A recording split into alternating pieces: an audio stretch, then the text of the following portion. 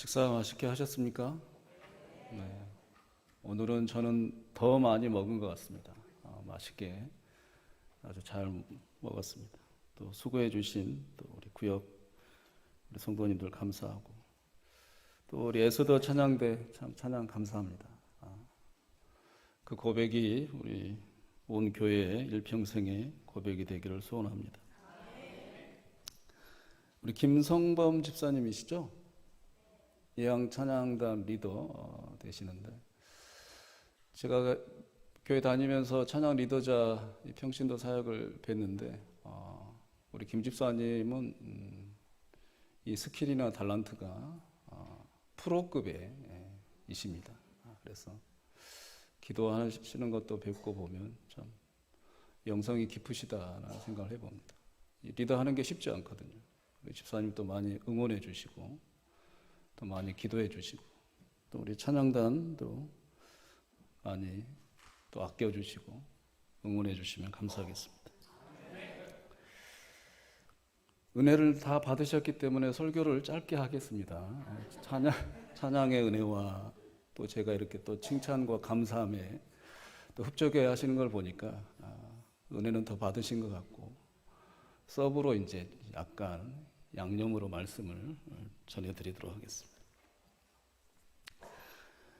2018년도에 영화를 좀 감명 깊게 본 영화가 있습니다. 여기서 뭐 보신 분도 계실 것 같은데 가버나움이라고 하는 아랍계 영화입니다. 이 아랍 여성이 또 이 감독을 했습니다. 나단 라바키라고 하는 이 아랍 여성인데요. 이 영화에 또 이 배우로서도 등장을 했습니다.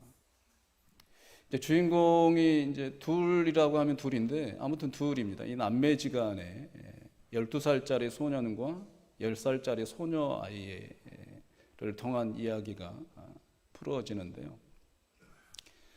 이 아랍의 수도 베이루트에 대한 어떤 상황과 이 현실을 좀 고발하고 세계에 좀 알리고 이런 억울함과 이 폭정, 뭐 인신매매, 그다음에 어린아이 노동 착취 뭐 이런 것을 좀 알리기 위해서 영화를 또 만들기는 했습니다만은 이것을 알리기 위해서 이 12살짜리와 10살짜리 소년 소녀를 이 길거리에서 또 캐스팅하는 그런 수고도 했습니다. 이 소년이 주인공 이름이 자인이라고 하는 소년인데요. 이 소년은 길거리에서 이렇게 행상을 했어요.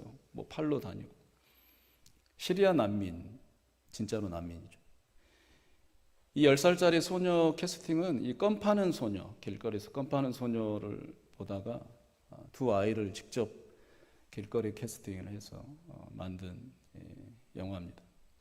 짧게 그 내용을 좀 말씀드리자면 이 두 소년 소녀 가정에 태어났는데 부모들이 관심을 갖지 않아요.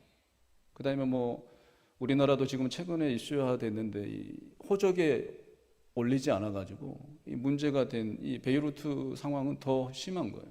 그래서 12살짜리, 10살짜리 이 남매는 뭐 호적 뭐 자료가 없는 거죠. 근데 또 안타까운 현실은 조혼이 지금 성행한 문화예요. 그러니까 10살짜리 소녀를 결혼시키는 것도 아무 뭐 그런 문화에 정착돼 버린 그런 안타까운 현실 속에서 이 자인이라고 하는 오빠가 이 동생을 조혼을 시키지 않기 위해서 돈이 문제인가 싶어서 이제 열심히 물건을 팔러 다니고 그러한 영화입니다. 근데 결국엔 이 동생이 조혼을 하게 되고 또 어린 나이에 임신과 출산을 하다가 죽습니다. 그래서 이제 이 오빠가 이제 부모를 고발하게 되고 뭐 이렇게 하는 이 영화입니다. 이 레바논과 이 베이루트 이 상황과 오늘 본문에 나와 있는 이 가버나움은 참 비슷한 점이 많습니다. 이스라엘 지도 보면 이 북쪽 지역이 북이스라엘이라고 치면 북쪽 제일 이 국경지대에 있는 곳이 커다란 땅이 갈릴리 땅이에요. 갈릴리 땅 안에 조그만 이 마을 촌, 어촌, 부락들이 있는데 그게 하나가 가버나움, 그 다음에 여러분이 잘 아시는 나사렛, 이 동네가 다 갈릴리의 큰 땅 안에 이 어촌 부락들, 촌 부락들이 그렇게 있습니다. 북쪽에 국경지대에 있다 보니까 전쟁이 일어나면 이민족의 침입이 잦아요. 그러다 보니 침입을 하고 그냥 약탈해 가는 게 아니라 뭐 강간도 하게 되고 또 정착도 하게 되고 하다 보니까 혼혈족이 돼버린 거예요. 그러니까 유대인인데 혼혈족이 된 거예요.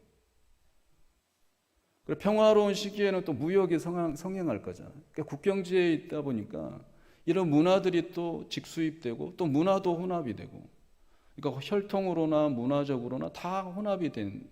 근데 유대인들의 정체성은 뭡니까? 단일 민족이잖아요. 섞이지 않는 게 프라이드죠. 그래서 남쪽에 있는 국경지대하고 멀리 있는 남쪽 지역 유대인들은 이 북쪽에 있는 갈릴리와 나사렛, 뭐 가버나움 이 지역 전부를 유대 땅으로 치부하지 않아요. 오늘 말씀의 15절의 마지막 보세요. 이방의 갈릴리요. 같은 민족 갈릴리 땅, 유대 땅인데 이 갈릴리라는 큰 지역을 그냥 말 한마디로 총평을 해놓는 거예요. 이방 땅이다. 이 정치적, 문화적 이 상황이 거기에 있습니다. 오늘 가버나움은 좀 부정적인 이미지도 참 많아요. 이 마태복음 11장 23절에 가보면 이 가버나움이 참 교만의 땅의 상징이에요. 그래서 예수님께서 그런 말씀을 하시잖아요. 가버나움아, 네가 하늘에게까지 높아지겠느냐? 음부에까지 낮아지리라. 너에게 행한 많은 권능을 소돔에서 행하였더라면 그 성이 오늘날까지 있으리라. 그만큼 이 가버나움에 예수님께서 많은 권능을 행하셨는데도 불구하고 회개하지 않는 거예요. 그래서 예수님께서 이런 교만의 상징의 언어를 마태복음 11장 23절에 그렇게 말씀하셨던 거예요. 근데 오늘 15절 하반절에 보니까 반전이 일어납니다. 뭐가 보이니까? 큰 빛이 보이고 빛이 비치기 시작한 거예요. 이 교만의 땅, 앞에서 언급해드린 뭐 레바논 베이루트 이 영화의 가버나움의 영화처럼 이 뭐 강간과 노동 착취 뭐 이런 만연한 이 좋은 만연한 이 땅에 비슷한 곳에 큰 빛이 비춰지고 빛을 보게 된 거예요. 이유가 뭔 줄 아세요? 13절에 나와 있습니다. 13절에 보면 예수께서 가버나움에 가서 사시니라. 예수님께서 그 땅에 가서 사시니까 이제는 교만의 땅이, 흑암의 땅이, 암흑의 땅이 이제는 뭐가 된 거예요? 큰 빛을 보게 되고 빛이 그 땅에 비치게 됐다. 예수님이 가서 사시니. 그 뒤로부터 엄청난 이 땅에 빛이 비치기 시작합니다. 오늘 17절의 말씀처럼 예수님께서 이 땅에 오셔서 천국 복음을 제일 먼저 전한 곳이 어디냐면 이 가버나움 땅. 베드로, 안드레, 야고보, 요한을 부르신 곳이 어딘 줄 아세요? 이 가버나움. 백부장의 믿음, 이만한 이스라엘 땅에서 내가 이만한 믿음을 보지 못했다. 마태복음 8장 10절에 이 말씀은 이 백부장이 어디 사는 사람인 줄 아세요? 가버나움이에요. 베드로의 장모가 열병에 걸려서 죽게 됐어요. 예수님께서 그 베드로의 장모의 열병을 고치신 장소가 어딘 줄 아세요? 가버나움. 놀랍지 않으세요?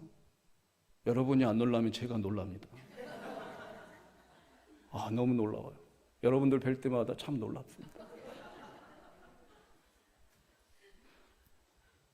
중풍병자, 마태복음 9장의 중풍병자 생각나세요? 이 침상에서 친구들이 이제 내려서 이 중풍병자가 고침을 받잖아요. 그 장소가 어딘 줄 아세요? 가버나움. 마지막으로 뭐 더 두 가지만 소개해드리자면 마가복음 5장에 가보면 12회를 12년 동안 혈루증, 이 피가 멈추지 않는 여성 그 질환을 앓고 있는 이 여인이 고침받은 곳이 어딘 줄 아세요? 이 가버나움. 놀랍죠? 놀랍습니다. 마지막으로 여러분들이 잘 아시는 달리다꿈, 회당장 야이로의 딸을 살리잖아요. 예수님께서 달리다꿈, 소녀야 일어나라 말씀하셨을 때 그 소녀가 벌떡 일어나 버리잖아요. 그것이 어딘 줄 아세요? 가버나움. 이유는 뭐냐? 13절에 있어요. 예수께서 가버나움에 가서 사시니. 예수님이 가서 사시니. 예수님이 오전에 제가 뭐라고 말씀드린 복음이에요. 복음이 가버나움 같은 그곳에 복음이 전해지니 예수 그리스도께서 그런 가버나움의 땅조차 가서 사시니 이 땅이 이렇게 변해버린 거예요. 이 땅에 이런 귀한 역사가 일어나 버린 거예요. 사랑하는 성도 여러분, 가버나움이 변하게 됐다 이 말은 뭡니까? 아까 제가 마태복음 11장 23절에 교만 덩어리였다 그랬죠. 가버나움이 변하게 된 것은 교만이 변하면 뭐가 돼야 되는 거예요? 회개가 일어나는 거예요. 우리 1907년에 평양 대부흥이 일어났잖아요. 그 부흥의 원초적인 시발점, 이 불꽃이 뭐였는 줄 아세요? 회개 운동이었어요. 목사들이 회개하고 말씀을 듣는데 그 자리에서 뒷좌석에 일어나는 거예요. 앞좌석에 일어나는 거예요. 목사님들, 장로님들이 일어나서 죄를 고백하는 거예요. 하나님, 제가 오늘 이런 죄를 지었습니다. 하나님, 이번 주에 제가 이런 죄를 지었습니다. 울면서 회개를 하기 시작한 거예요. 평양에서부터. 그 회개의 부흥의 불길이 온 대한민국에 지펴진 거예요. 평안 대부흥의 운동. 사랑하는 성도 여러분, 복음의 능력은요, 어떤 것을 이루는 게 아니에요. 복음의 능력은 회개의 능력이에요. 내가 죄인이구나. 내가 하나님 앞에서 이런 사람이구나. 내가 정말 하나님 앞에서 공을 세울 수 없는, 어떤 일을 했다 해도 하나님 제가 이런 일을 했습니다라고 말할 수 없는 내가 그런 죄인이구나. 했는데도 회개를 하는 거예요. 이게 복음의 능력입니다. 겸손함이 복음의 능력이에요. 우리 교회 안에 회개의 역사가, 운동이 끊이지 않기를 소원합니다. 서로 만나면 내가 부족해. 서로 만나면 내가 잘못한 것 같아. 나를 용서해줘. 솔직히 그러잖아요. 우리 교회 안에 뒤져보면, 우리 봉산교회는 아닌데 저 위쪽 교회, 위쪽 동네 가보면 상처받는 사람은 있는데 상처를 준 사람은 없어요. 상처를 받았다고 하는데 상처를 준 사람을 하고 또 상담을 해보면 그 사람도 뭐예요? 상처받았다는 거예요. 교회 안에 상처받는 사람은 있는데 상처 준 사람은 없어요. 놀라우시죠? 제가 놀랍습니다. 우리가 하나님 앞에서, 말씀 앞에서 제일 먼저 복음의 능력이 뭐냐? 내가 은혜 받고 제일 먼저 할 수 있는 게 뭐냐? 베드로의 설교를 들었을 때 처음 들었던 이 사람들이 제일 먼저 반응이, 액션이 뭔지 아세요? 갓을 치면서 내가 어찌알고. 베드로가 예수님을 만났을 때 뭐라고 합니까? 나 같은 사람이 죄인이구나 느껴가지고 제일 먼저 뭐라고 고백하세요? 이 죄인이 나에게서 떠나서서 그러잖아요. 뭘 좀 들어주십시오, 이 소원이 아니에요. 복음의 능력은 첫 번째는 회개예요. 회개. 여러분 은혜 받았으면 나의 부족한 점과 내가 하나님 앞에서 죄인임을, 하나님의 은혜로밖에 살 수 없는 그런 죄인임을 고백할 수 있는 그런 능력이 사라지지 않기를 주의 이름으로 축원드립니다.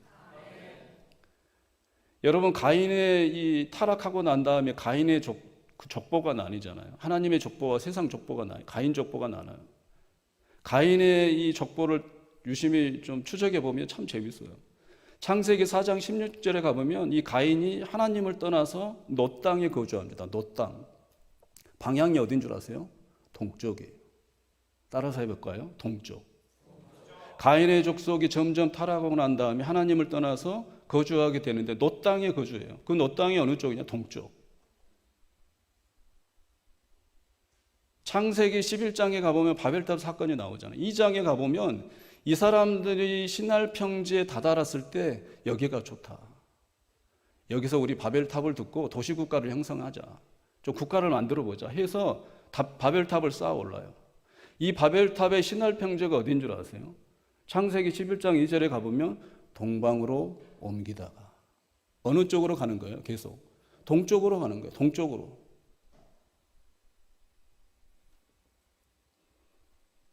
창세기 12장에 하나님께서 아브라함에게 말씀하시잖아요. 떠나라. 근데 결국엔 우리가 잘 알잖아요. 어디로 갑니까? 약속의 땅이 어디예요? 가나안 땅이잖아요. 가나안 땅이 어느 쪽인 줄 아세요?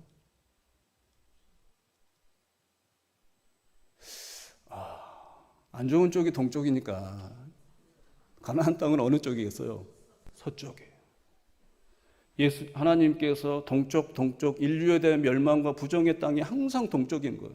근데 아브라함을 불러서 방향 전환을 시키는 거예요. 이제는 어디로 가라? 서쪽으로 가라. 그게 가나안 땅의 방향이에요. 회개가 그런 거예요. 회개는 뭐냐? 방향을 돌이키는 거예요. 방향을 동쪽으로 가면 회개는 뭐예요? 서쪽으로 가는 거예요. 북쪽으로 가고 있으면 회개는 뭐예요? 남쪽으로 가는 게 회개예요. 방향을 180도로 바꾸는 게 회개라. 이게 할 수 있는 게 뭐냐? 복음이다. 복음의 능력이 그렇다라는 거예요. 귀한 성도님들, 우리 봉상의 재단이 올곧게 걸으나 또 우리도 연약하기 때문에 비틀거릴 수 있어요. 방향을 잘못 잡을 수 있습니다. 그러나 우리에게 복음의 능력이 있기 때문에 방향 전환을 할 수 있는 능력이 우리에게 있는 거예요. 그런 능력이 있음을 기억하시기를 간절히 주의 이름으로 축원드립니다. 두 번째는 하나님의 이 복음의 능력, 우리가 잘 아는 대로 로마서 1장 16절에 봐보니 내가 복음을 부끄러워하지 않으니 이 복음은 모든 믿는 자들에게 구원을 주시는 하나님의 능력이 됩니다. 구원을 주시는 능력이란 말이에요. 이 능력은 뭔지 아세요? 성경의 능력이란 단어가 대표적으로 두 가지가 쓰입니다. 디나미스, 이 능력이라는 단어하고 엑수시아라는 이 권세라는 단어가 쓰여요. 뭐 비슷합니다. 근데 엄밀히 말하면 달라요. 엑수시아라는 단어는 말씀을 품는 능력이에요. 권세라고 말하죠. 우리가 권세 이런 용어를 쓰잖아요. 그 다음에 권능이라는 디나미스라는 단어를 써요. 권능은 뭐냐? 그 품은 말씀을 말할 수 있는 능력이에요. 권세와 능력을 받으시기를 주의 이름으로 축원합니다. 하나님의 말씀을 품어야 말할 수 있는 거예요. 권세를 받아야 능력을 행할 수 있는 거예요. 우리 교회가 하나님의 말씀을 품는 엑수시아 권세를 받기를 소원합니다. 우리 교회가 그 받은 권세로 말할 수 있는, 전할 수 있는 디나미스, 능력을 행하시기를 간절히 주의 이름으로 부탁드립니다. 이게 복음의 능력이란 말이에요. 복음의 능력을 소유한 우리 교회 되시기를 기대합니다. 이 복음의 능력, 이 디나미스라는 용어가 신약 성경에 120번이나 사용됐어요. 120번. 그만큼 중요하다. 디나미스, 여기 영어에서 뭐가 나온 것 같아요? 다이너마이트가 여기서 나온 거예요. 다이너마이트. 폭발적 이 폭약, 이 다이너마이트. 디나미스의 능력이 그렇다는 거예요. 가버나움 얘기로 마무리 짓도록 하겠습니다. 가버나움의 뜻은 뭔지 아세요? 위로의 마을이에요. 복음이 들어가고 예수 그리스도께서 사시니 이제는 교만의 마을이 아니라, 흑암의 마을이 아니라, 암흑의 마을이 아니라 이제는 무슨 마을이 된 거예요? 위로의 마을이 된 거예요. 위로를 끼치는 마을이 된 거예요. 위로, 스스로 위로가 되는 거예요. 그 복음 때문에, 복음의 능력 때문에. 우리 교회가 스스로 위로받고 그 스스로 우리 성도를 위로하고 지역에 있는 어려운 아파하는 그런 지역사회 우리 사람들을 위로할 수 있는 그런 복음의 능력을 받아서 그런 교회 되시기를 간절히 소원합니다. 가버나움의 영화의 결말이 참 해피엔딩으로 끝납니다. 이 자인이라는 이 소년이 12살 소년이 우여곡절 끝에 하다가 결국에는 옆에 있는 사람들의 도움으로 인해서 제가 앞에 말씀드렸잖아요. 호적 법적인 그런 신고조차 안 돼 있다고. 근데 늦깎이에 주민등록증이 나와요. 생전 처음으로 저렇게 밝게 웃는 모습으로 사진을 찍고 저렇게 속된 표현으로 민증이 나온다. 민증. 사랑하는 성도 여러분, 우리 교회가 가버나움과 같은 위로의 교회가 되어서 우리 성도님들에게도 저런 밝은 미소를 띠게 하고 우리 지역사회에도 그런 밝은 미소를 띠게 할 수 있는 방법은 단 하나밖에 없습니다. 예수 그리스도께서 가서 사시니 복음의 능력밖에 없어요. 이런 순수한 복음만을 부여잡고 우리가 발버둥 칠 때 그 발버둥 침만으로도 우리 하나님께서는 흐뭇해 하실 것 같아요. 올 한 해도 이러한 가버나움처럼 위로의 교회, 또 복음의 능력을 소유해서 권세를 갖고 능력을 행할 수 있는 우리 교회 되시기를 주의 이름으로 축원드립니다.